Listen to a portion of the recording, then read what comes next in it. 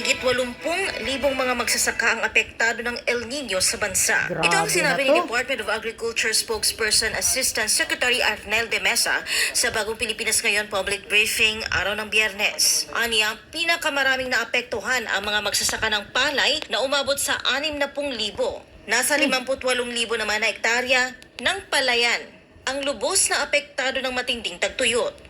Kung ikukumpara natin niya, yung 58,000, ang target talaga natin nung nabisuhan tayo ng Pag-asa ay mga 120,000 hectares yung maapektuhan.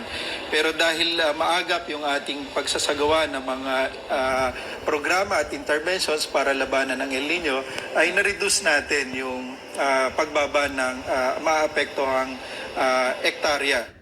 Kaugnay dito, umabot na sa 5.9 bilyong pisong halaga ang pinsala na dulot ng El Nino sa sektor ng agrikultura. Nasa 2.18 billion pesos na halaga naman ang naipamigay na ayuda at mga interbensyon ng kagawaran ng agrikultura sa mga magsasaka na apektado ng El Nino. Kasama sa tulong na ito ang Rice Farmers Financial Assistance na nagkakahalaga ng 5,000 piso sa bawat magsasaka na nagsasaka ng kanilang palayan na hindi tataas sa 2 hektarya. Nakapamahagi na rin ng inputs tulad ng pump engine na nagkakahalaga ng halos 700 milyong piso.